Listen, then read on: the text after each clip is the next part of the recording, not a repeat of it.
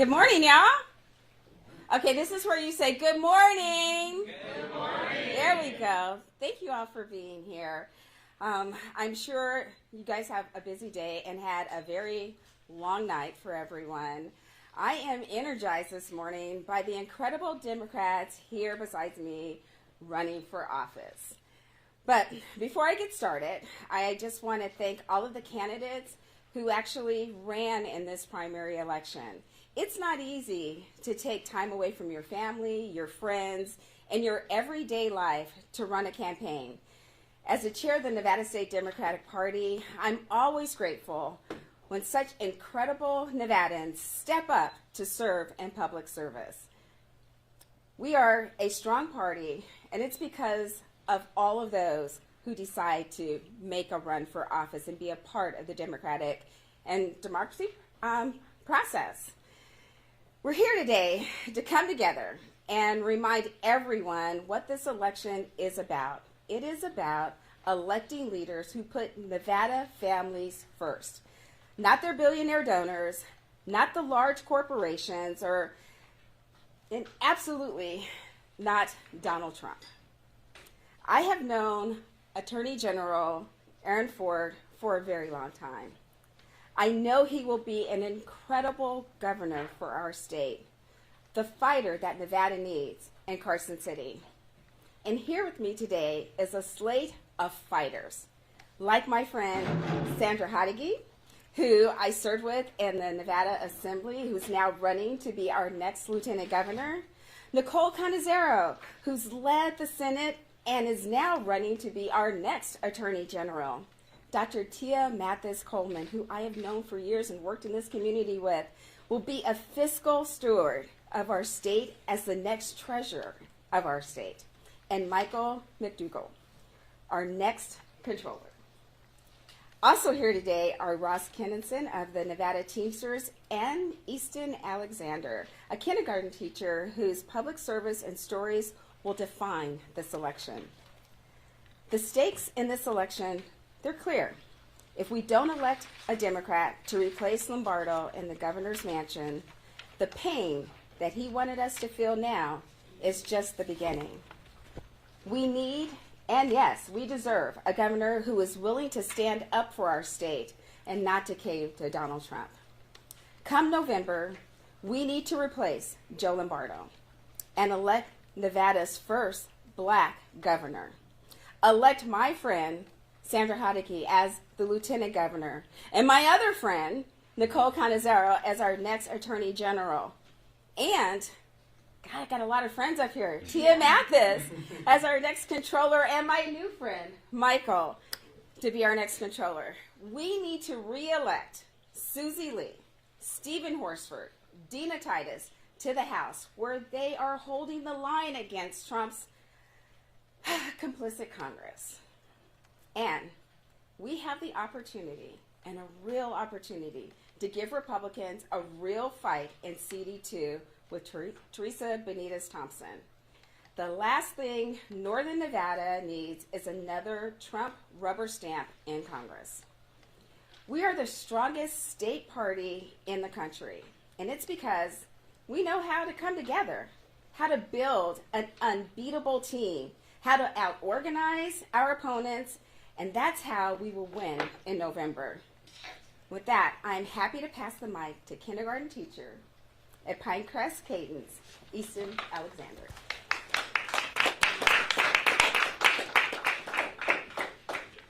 Good morning, and thank you, Chairwoman Monroe-Moreno, and all of the Democratic leaders here with us today. My name is Easton Alexander. I'm a kindergarten teacher here in Las Vegas, and I'm so excited to stand with another teacher and our next governor of Nevada, Aaron Ford. For the first time in a very long time, I feel hopeful for our future, for my students' future, and the stakes couldn't be higher. 4 years ago, Joe Lombardo promised to strengthen Nevada's economy and education system, and he has failed to deliver for teachers, for students, and for Nevada families. Instead of offering solutions to help Nevadans like me, Joe Lombardo is only focused on caving to Donald Trump. In fact, Joe Lombardo told Nevadans to feel a little pain from Trump's cost-raising agenda. And I can tell you firsthand that this pain is getting worse every day. Under Joe Lombardo and Donald Trump's failed leadership, my paycheck has been spread thinner and thinner every day. Every time I pay for gas, groceries, utilities, and anything else, I can feel it. The costs have gone up. Nevadans deserve a governor that actually fights for them. Unlike Joe Lombardo, Attorney General Aaron Ford actually has a plan to put our state back on track and to put money back in the pockets of working families. As governor, Aaron Ford will also guarantee school meals for all students. He will fund our schools and invest in our educators. Aaron Ford's affordability plan actually gives every Nevadan, including our students, the opportunity to succeed and achieve their dreams. Thank you, Attorney General Ford, and all of the Democratic leaders here today for continuing to fight for all Nevadans. Now I would like to pass the mic to Mr. Ross Kinson.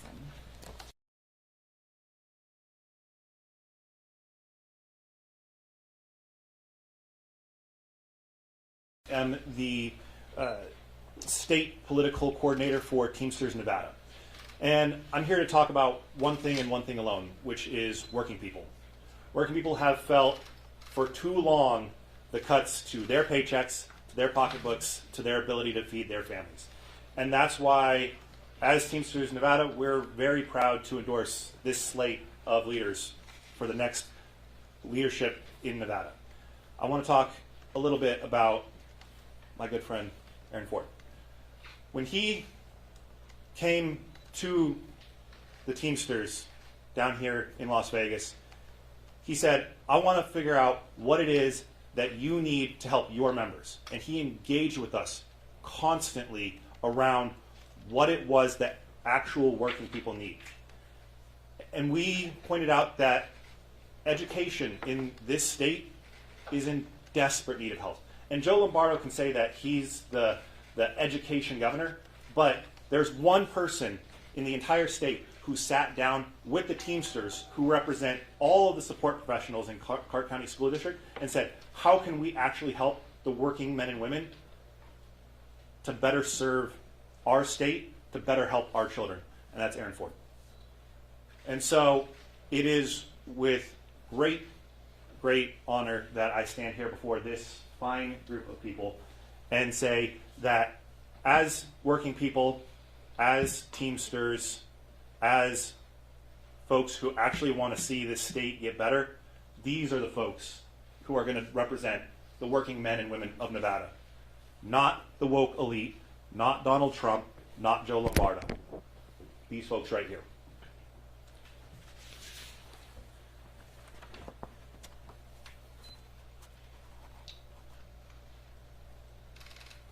There are countless stories that I can tell about working men and women who are struggling in the state of Nevada, but no one is feeling it harder right now than the folks who are working in our call centers, who are working in our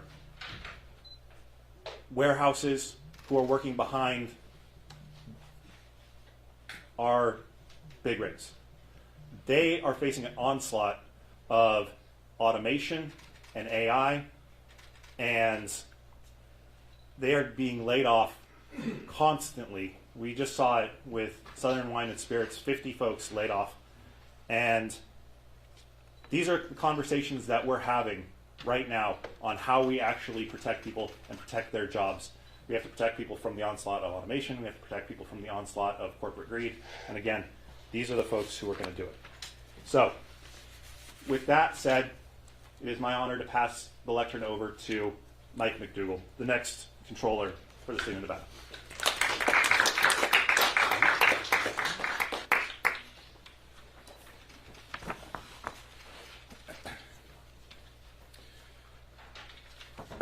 Good morning, everybody. My name is Michael McDougall, and I'm running to be Nevada's next state controller. First, I would like to congratulate every single person here with me today on their hard-fought victories.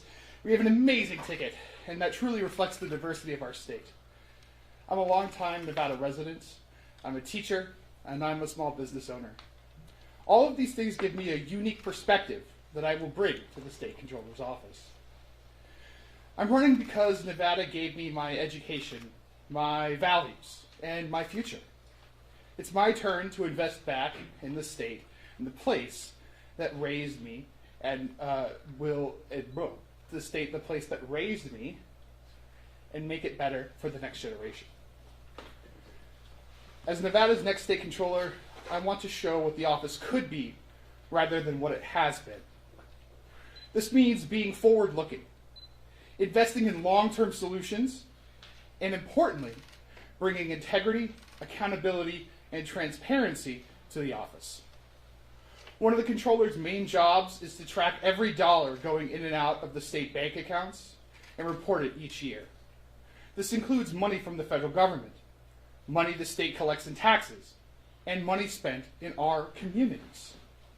Unfortunately, under the current Republican controller, there has been a major delay in these publications, releasing reports 777 days late. In addition to reporting on where the state's dollars go, the controller has the authority to go after corporate deadbeats that owe money.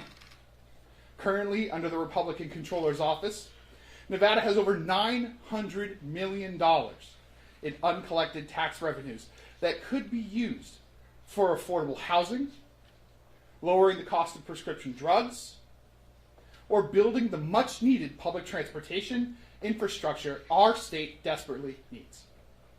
Nevadans are struggling, and due to the lack of leadership from Republicans like Andy Matthews, Joe Lombardo, and Donald Trump, we have not seen life in Nevada be easier, better, or more affordable, and I'm running to fix that.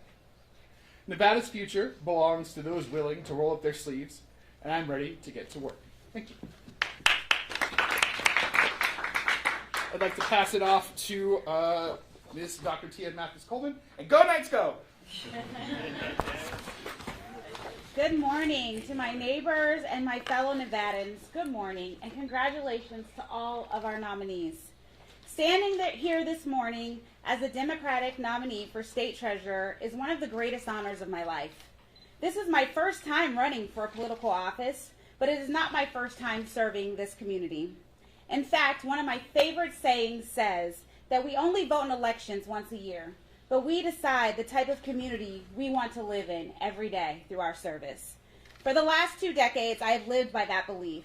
I have shown up, rolled up my sleeves, and walked alongside so many people here in this room to make sure that Nevada is rooted in compassion, fairness, and opportunity.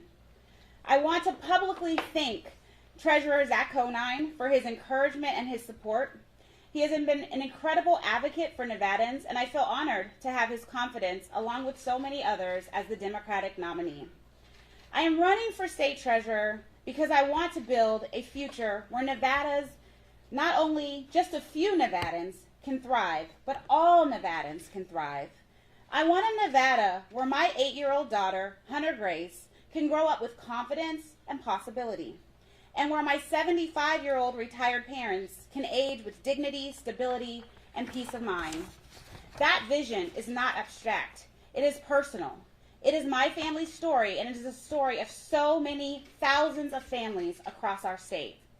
As treasurer, I will work to ensure that Nevada's financial future reflects our shared values. That means protecting taxpayer dollars with transparency and integrity. It means investing wisely so our schools and our infrastructure and our communities have the resources that they need. It means expanding access to financial tools that help families save, build wealth, and weather hard times. And above all, it means remembering that behind every budget line, there are real people. Parents, workers, students, and seniors who all deserve their fair shot. Nevada's future is not predetermined. It is something that we have an opportunity to build together. When we lean in, when we volunteer, when we participate, when we believe in one another and this democratic process, that is when we create a state where everyone has a chance to succeed. So today, I want to personally ask all Nevadans to join us, not just in this campaign, but in the work of shaping the Nevada that we all want to live in. A Nevada where families can put down roots, a Nevada where opportunity is real, a Nevada where every single one of us, has the opportunity to thrive. So again, congratulations to all of our nominees, and at this time, it brings me great pleasure to introduce a trusted leader, Nicole Cannizzaro, our next Attorney General. All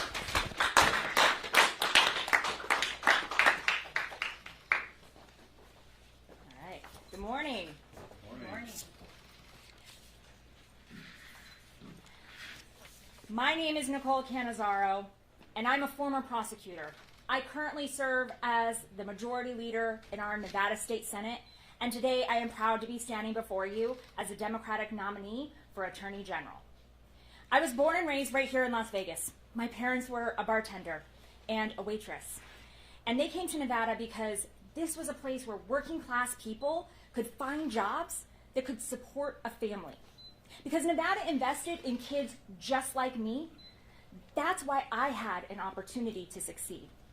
I was able to be the first person in my family to attend college, graduating from the University of Nevada, Reno, and then on to UNLV's Boyd School of Law, which led to more than a decade as a Chief Deputy District Attorney in the Clark County DA's office and in the State Senate.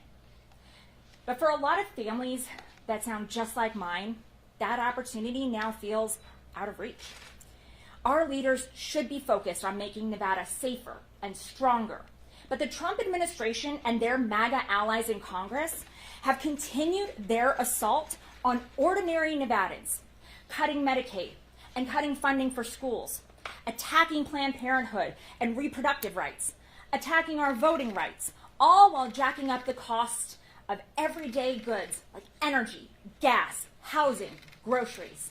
They're ripping us off, to be clear, so that they can help billionaires and big corporations. And it is up to state leaders to stand strong and to fight back. And I'm here to tell you, I have been in those fights. But last night, the Republicans nominated a candidate whose first priority is groveling to Donald Trump. For Adriana Freilich, Trump comes first and Nevadans come last. I've said it before, but as a former gang prosecutor for more than a decade, I don't scare easy. I'll never back down, and I'll always fight to protect Nevada families. When Metro was facing cuts to over a quarter of their police force, I stepped in to stop it and to keep cops on the street. When our state police needed a raise so they could retain officers, I got it done. And when traffickers and predators threatened our communities and our children, I stepped up to pass tougher penalties for fentanyl trafficking and to ban AI-generated child sexual assault material. I am a working class kid from this state. I have never forgotten where I came from. I'm ready to take that fight to anyone who tries to take that opportunity and that dream from Nevada families just like mine, or who tries to make it harder for everyday Nevadans. And that's exactly what I am going to do as your next Attorney General. Thank you so much for being here, and it gives me great pleasure to introduce an incredible leader in this state and our next Lieutenant Governor of the state of Nevada, Sandra Howdege.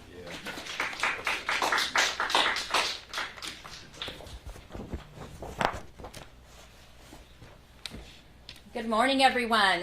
Thank you all for coming today, and congratulations to all of our Democratic nominees who are here with me today. Over the past 18 months, we have seen and experienced a disastrous economy caused by the Trump slump. Gas prices are through the roof. Tariffs are raising costs and crushing tourism. Healthcare premiums are up 34%, and thousands of Nevadans are losing their insurance. Over and over again, Donald Trump is costing Nevadans jobs, cutting paychecks, and jacking up prices.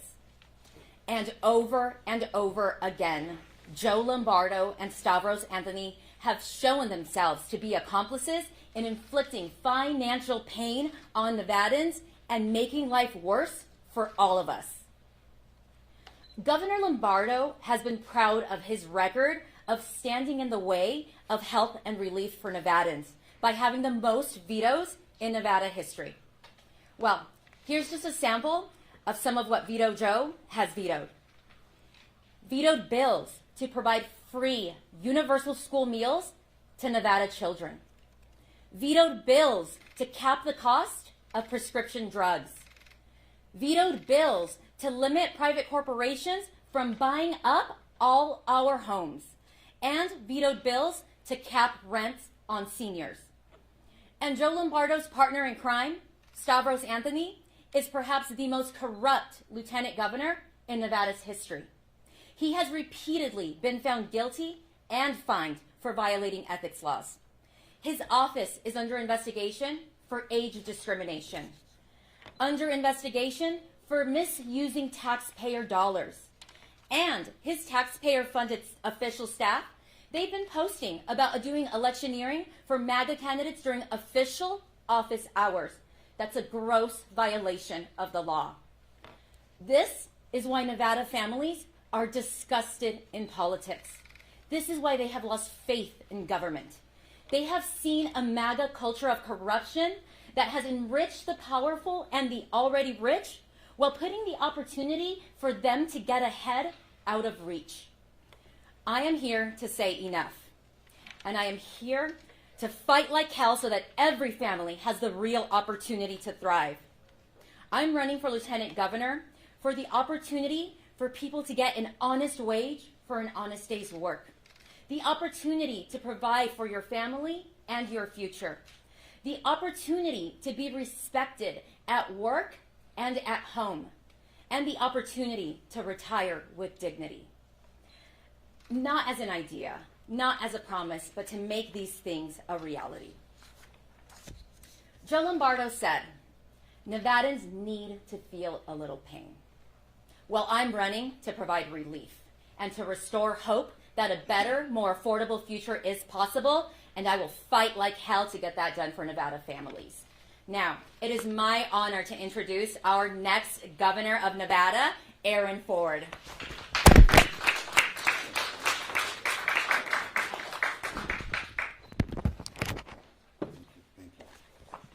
Well, good morning, everybody. Good morning. My name is Aaron Ford. I am your Attorney General, and I am your Democratic nominee for governor. Before I get to my prepared remarks, I want to say congratulations. I smile and I got goosebumps.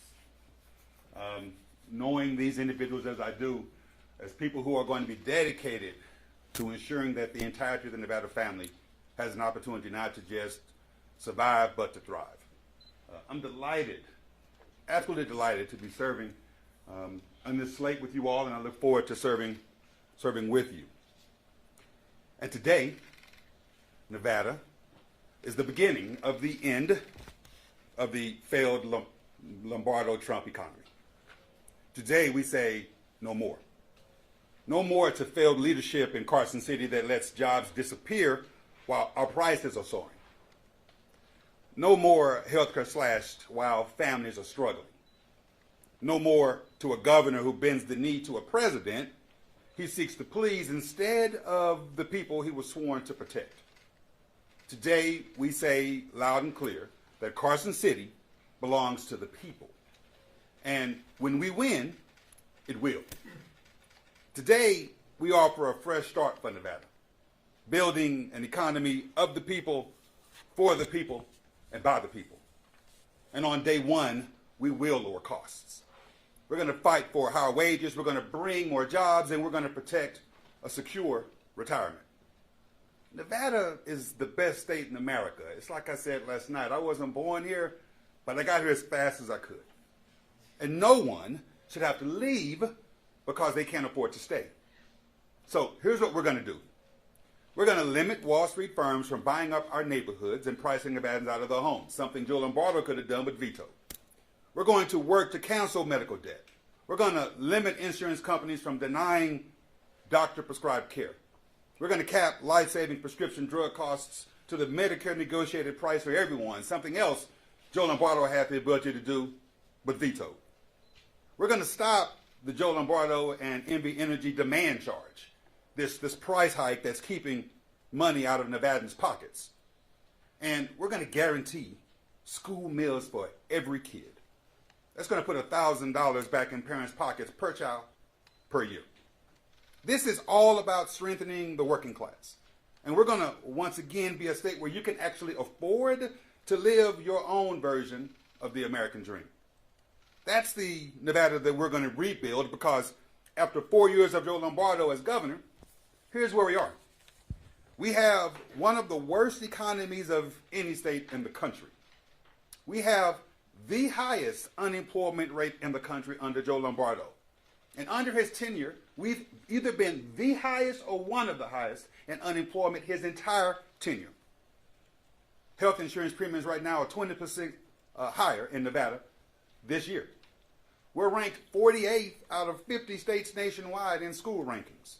And we are the 4th most expensive state for homeowners. Now, you would think that with this kind of record, Governor Lombardo might start listening to Nevada families. But instead, he only listens to one person, Donald Trump. He endorsed Trump's tariffs that have decimated our tourism industry, costing us jobs and bankrupting businesses. Instead of standing up for families, as you've heard, Lombardo said that we need to feel a little pain. Now look, it's bad enough that he said it, but what's even worse than Lombardo saying that we need to feel a little pain is Lombardo making us actually feel even more pain. You see, because of Lombardo, Nevadans are feeling more pain at the gas pump, at the grocery store, at the businesses that are closing, and the sight of opportunities getting further and further out of reach. Lombardo had the nerve to say that he was excited about Trump's law that actually cut Medicaid and Obamacare, the result of which will be rural hospital closures, depleted nursing home care, more Nevadans uninsured, and higher insurance premiums for all of us. We don't need a governor who works for a president.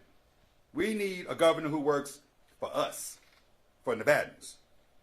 While Joe Lombardo tries to convince himself that the economy is moving in the right direction, Nevadans are telling me every single day how their paychecks aren't stretching to the end of the month.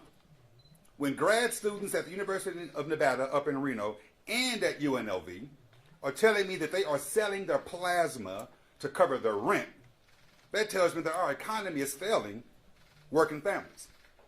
Just a few weeks ago, as prices have continued to rise, Lombardo said that he was, quote, concerned, unquote, about his re-election chances. That was after he said that he wasn't, quote, enough of a motivator, unquote, to turn out voters this fall. Well, he should be concerned, because as Nevada families have suffered under his tenure, he's prioritized billionaires and campaign donors and insiders over the people he swore to protect. November 3rd is Accountability Day. The stakes of this election could not be higher, nor could they be more clear. We have to save Nevada. And I want to be clear. I'm willing to work with anybody, Democrat or Republican, who is serious about making life more affordable for Nevada families. That includes President Trump. This is not just about voting against something or someone. It's about voting for policies and leaders like the ones with me here who are going to champion workers and finally put Nevada families first. It's the time that we build an economy of us, for us, and by us that's guided by our principle of Nevada prospers when all Nevadans can prosper. And that means unions and working families must be at the center of that effort. Everyone is welcome in our movement. And together we can make our state more affordable and we can move Nevada forward. Thanks everybody for being here.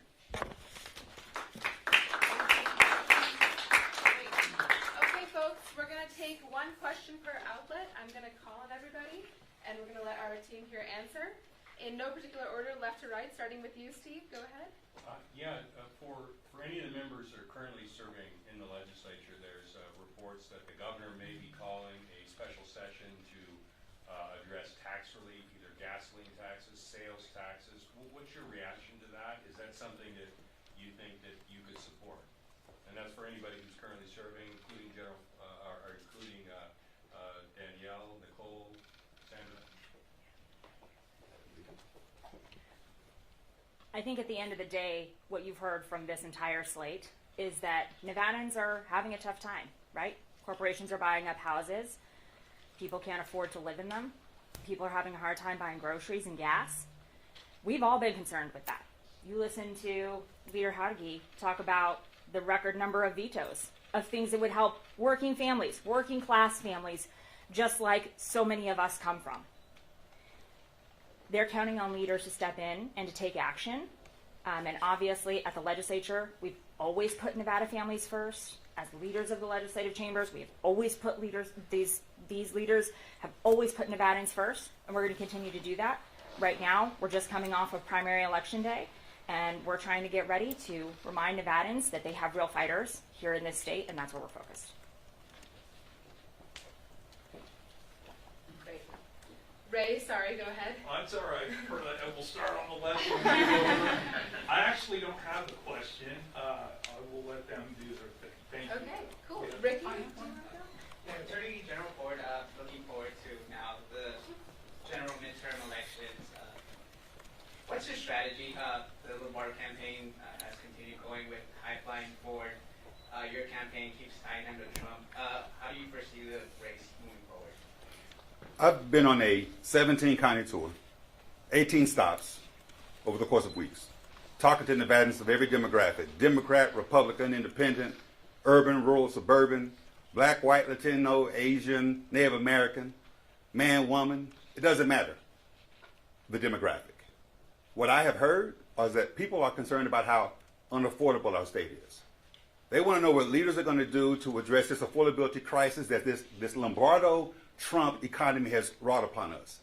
They want us focusing on housing, healthcare, energy. They want us focusing on things that help people get homes, to buy a house in a safe neighborhood, where the schools are preparing their kids for careers in college, where the healthcare system is available and affordable to them. And through all of that, how they can be treated with humanity, dignity, and respect. Joe Lombardo can't talk about that. He has no record to run on. I'm going to reflect back to Steve's question about this special session. Let's be clear. Joe Lombardo has had 4 years, 2 sessions, to address some of these very important issues. These people sent him bills that he could have signed and could have brought immediate relief. They could be experiencing that relief right now. But he's kowtowed and cowered to Donald Trump, and he has abandoned Nevada families. His attacks on me in that regard are a distraction, they're lies, and they're an overt effort to avoid consequences. Accountability Day is November 3rd, and that's when we're going to address this.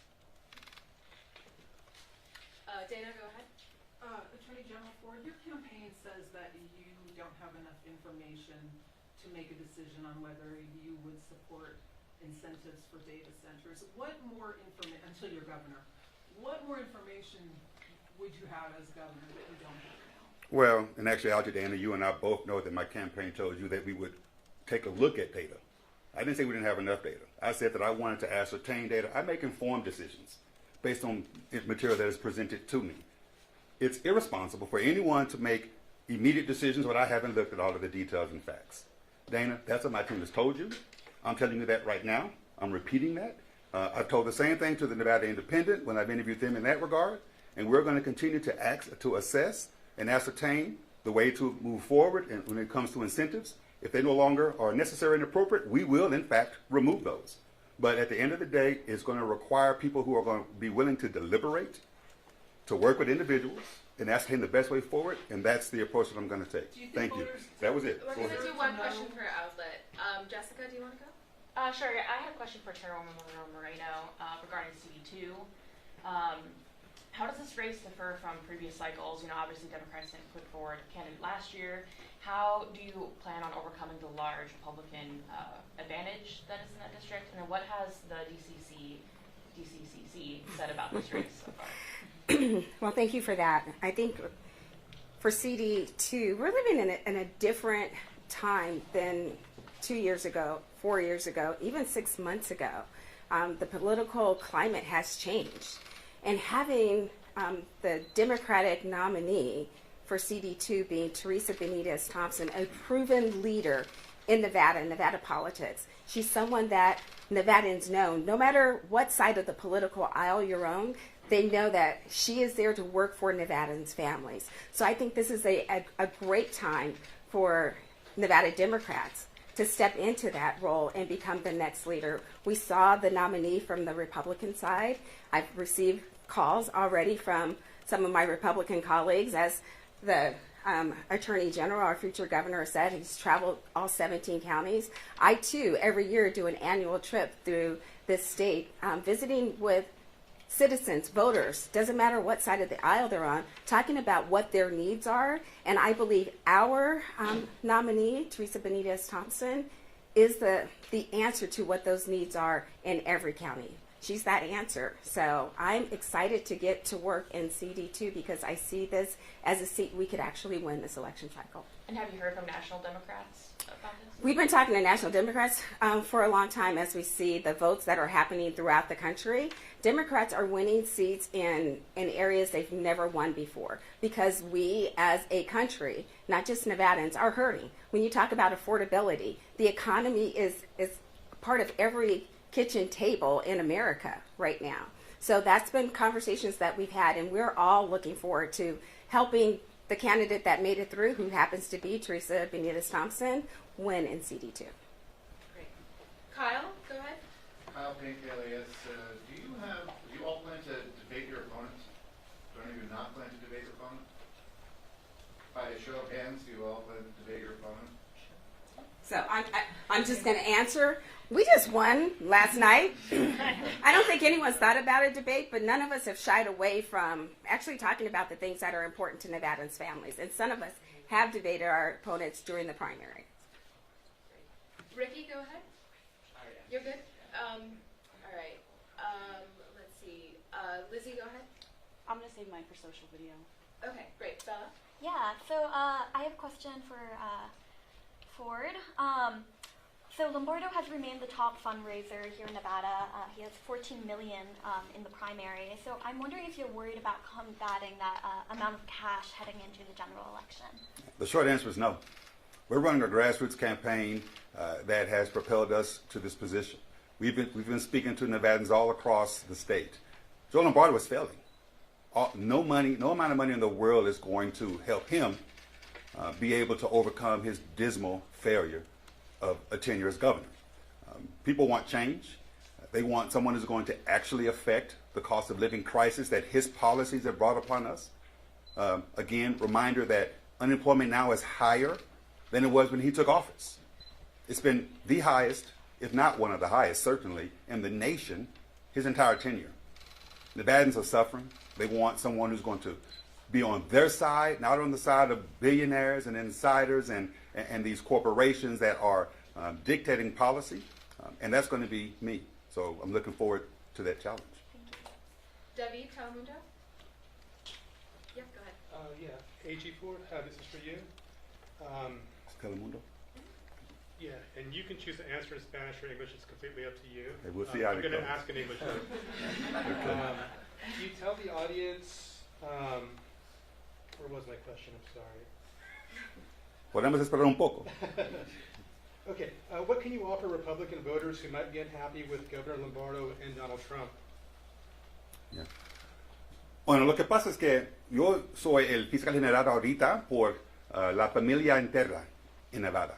Y cuando yo soy el gobernador, yo voy a hacer lo mismo. Yo voy a trabajar por las personas que viven aquí. No me importa si es un democrático o republicano. Ahorita estoy hablando con personas en cada parte de este estado. Norte, oeste, sur, oeste. Democráticos. Independents. No sé cómo decir independents en Spanish. Republicanos. Mujeres. Señores. Personas en cada parte de ese estado. Contestándole qué está molestándote.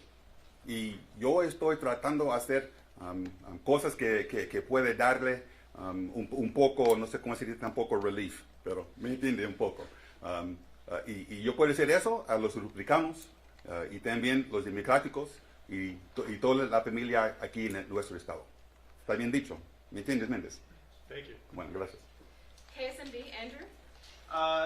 We just had recently, or the Nevada Secretary of State just admitted that there was a error that happened with the release of some election data yesterday. Can anyone give their take on that? And election security is top of mind right now. What can we look forward to for the general election in terms of making sure that things doesn't get released preemptively? My office this is Aaron Ford. My office is in direct contact with my client, the Secretary of State. It's something that we're going to be talking about, but as everyone in this room knows, we can't comment on those types of issues. I appreciate the question, but I will not be requesting that my colleagues here respond to that. We're going to be dealing with that directly with the Secretary of State. Thank you. Great. That's it. Thanks so much, everybody.